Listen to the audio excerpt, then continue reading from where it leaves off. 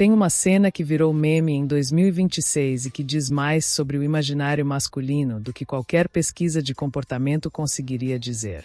Drake, um dos artistas mais bem-sucedidos do planeta, conhecido por frequentar os ambientes mais sofisticados do mundo, aparece num vídeo latindo literalmente para uma mulher gótica em uma espécie de podcast. A mulher de cabelo preto, roupas escuras, expressão indiferente e absolutamente nenhum interesse em impressionar alguém, mas ao mesmo tempo muito ciente de que faz isso naturalmente. E Drake, que tem acesso a qualquer mulher que quiser, perdeu a compostura completamente. A internet inteira riu, mas ninguém parou para analisar o que aquilo revelava de verdade. A loira padrão é o modelo que a publicidade, o cinema mainstream e as redes sociais mais convencionais empurram como o ideal universal de beleza feminina. Cabelo claro, bronzeado, sorriso amplo, presença suave e convidativa.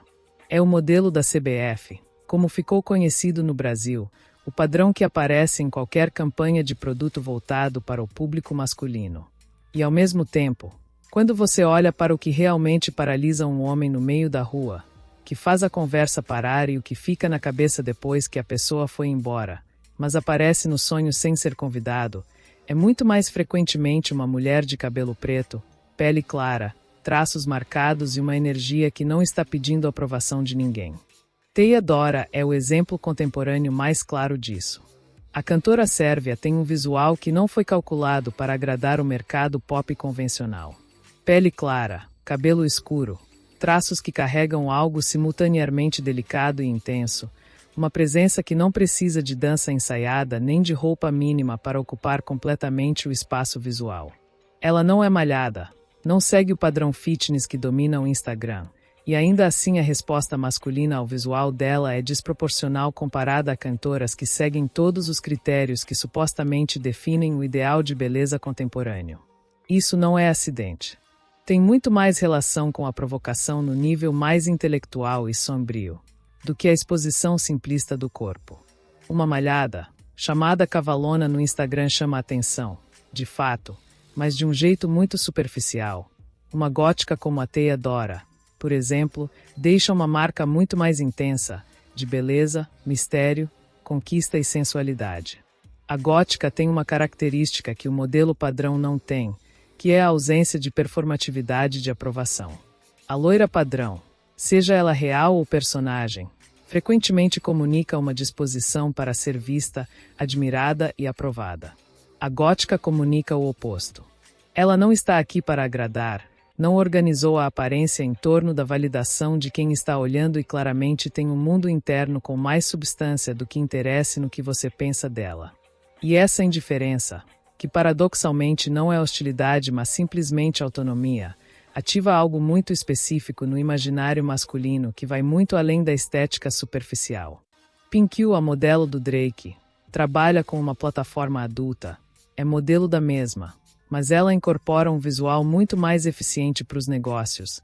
Do que uma loira padrão qualquer, ela sabe atacar o imaginário masculino em seu nível mais profundo de desejo, justamente pelo arquétipo que ela vestiu. Os anos 2000 foram o período que consolidou esse arquétipo na memória de uma geração inteira de homens que cresceram assistindo a personagens que encarnavam exatamente essa energia. A docinho das meninas superpoderosas era a mais quieta das três, a que preferia ficar no quarto lendo enquanto as irmãs brigavam por atenção, a que usava uma postura menos delicada e tinha o cabelo preto curto, e era consistentemente a favorita de uma parcela enorme do público masculino que assistia ao desenho, incluindo os adultos que acompanhavam as irmãs com outros propósitos. Havia algo nela que as outras duas não tinham, que era a combinação de inteligência visível, independência emocional e uma beleza que não estava tentando ser notada, sendo forte, combativa, perigosa e audaz. Docinho poderia te surpreender de várias formas, chamando para um programa que a maioria das garotas não iria, ou mesmo, fazendo algo que a maioria das garotas não faria. Gavin de Ilha dos Desafios entrou na série como personagem gótico por definição e saiu como um dos mais memoráveis de toda a franquia. Cabelo escuro, roupas escuras, delineado marcado, personalidade direta ao ponto de ser considerada difícil por outros personagens. e uma lealdade e profundidade emocional que ficavam visíveis quando a situação exigia. O fato de ela ter sido consistentemente um dos personagens mais populares entre o público masculino da série não é coincidência. A combinação de aparência marcante com personalidade que não precisa de aprovação é uma das mais poderosas que um personagem feminino pode ter. Jade West de Brilhante Vitória é talvez o exemplo mais preciso de como esse arquétipo funciona em termos de contraste deliberado. Ela existe na mesma série que Tori, que é o modelo de beleza convencional, simpática e acessível, e mesmo assim o fandom masculino gravitou massivamente em direção a Jade. Não apesar da personalidade difícil, mas em parte por causa dela. A frieza calculada, a indiferença estudada, a beleza que ela carrega sem jamais parecer estar pedindo que alguém a note. Tudo isso criou um personagem que ocupou um espaço muito específico no imaginário de uma geração e que ainda aparece em conversas sobre personagens femininos mais marcantes do período. Amy Lee, a vocalista do Evanescence, talvez seja o caso mais puro de como esse visual transcende a ficção e se instala no mundo real com a mesma força. Ela apareceu no começo dos anos 2000 com um som que misturava rock e orquestra, vestidos que pareciam ter saído de um filme gótico europeu, voz que conseguia ser simultaneamente delicada e devastadora, e uma presença de palco que não precisava de coreografia nem de roupa reveladora para ser completamente irresistível. O efeito dela em homens de múltiplas gerações é documentado ao ponto de ser anedota. E o que as pessoas descrevem quando falam de Amy Lee não é só a beleza. É a combinação da beleza com a intensidade emocional que ela comunica sem parecer estar tentando comunicar nada. Morticia Addams é o arquétipo fundador de tudo isso, a origem ancestral do padrão. Criada nos anos 60 como paródia da família americana convencional, ela era tudo que a mulher ideal da época supostamente não deveria ser. Vestida de preto, fascinada pelo mórbido, absolutamente indiferente à aprovação social, profundamente leal ao marido de uma forma que não tinha nada a ver com submissão, mas com escolha genuína. E ela se tornou um dos personagens femininos mais icônicos da televisão americana, com gerações de homens reconhecendo nela algo que não conseguiam encontrar no modelo convencional. E esse desejo moldou muito a cultura pop. Se a loira era a ingênua, doce e inocente, a morena era ousada, maliciosa, difícil e perigosa. Se com uma, os homens vão pensar em realizar os próprios desejos, com a outra, eles vão temer os desejos dela. E esse perigo é emocionante. O que une todos esses exemplos não é a roupa escura ou o cabelo preto.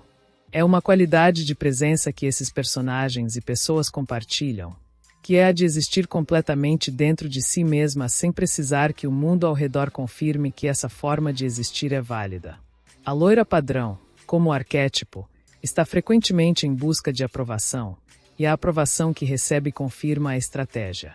A gótica, como arquétipo, não está em busca de nada que você tenha para oferecer, e essa ausência de necessidade cria uma dinâmica completamente diferente em quem está de fora. O pensamento de que eu não preciso agradar a gótica como eu preciso agradar a loira padrão. Eu não preciso dar total atenção à gótica como eu preciso com a loira padrão. Eu não preciso atender a altas expectativas com a gótica como preciso com a loira padrão. E no fim, a independência, autonomia e ousadia da gótica vão sempre superar a mulher padrão, seja loira ou não. E isso não é uma teoria sem fundamento. É comprovadamente certificado que os homens gostam da conquista da loira, mas raramente suportam a pressão de manter isso. Enquanto com a gótica, a conquista nem sempre é tão complicada. São mulheres ousadas e muito atacantes ao ponto de tomarem a iniciativa, e o mais complicado de lidar com ela não é a carência de atenção, e sim a concorrência. Mas isso, em 2026, com qualquer mulher haverá uma concorrência. Ao menos, com a gótica, é menos complicado e muito mais divertido. O meme do Drake latindo não é uma piada sobre o Drake. É uma documentação involuntária de como funciona o desejo masculino quando a mulher na frente dele claramente não se importa com o que ele pensa. A indiferença genuína, especialmente quando vem embalada numa estética que é simultaneamente bela e intimidadora, desativa o mecanismo de conquista normal e ativa algo muito mais instintivo. O homem que está acostumado a ser perseguido ou pelo menos cortejado encontra diante de si alguém que não vai fazer nenhuma das duas coisas, e a resposta a isso é uma fascinação que nenhuma quantidade de interesse explícito conseguiria produzir. A gótica não é a escolha convencional porque nunca foi desenhada para ser. Ela existe num espaço estético e de personalidade que não foi construído para agradar o mercado mais amplo. E é exatamente por isso que, quando aparece, produz um efeito que o mercado mais amplo raramente consegue replicar. É raro, é intenso, é inesquecível, e o homem que foi atingido por esse tipo de presença uma vez, geralmente passa o resto da vida reconhecendo que nenhum outro padrão chegou perto do mesmo lugar. Comenta aqui qual foi o primeiro personagem ou pessoa real de visual gótico que ficou guardado no seu imaginário, e o que havia nela que te prendeu a atenção.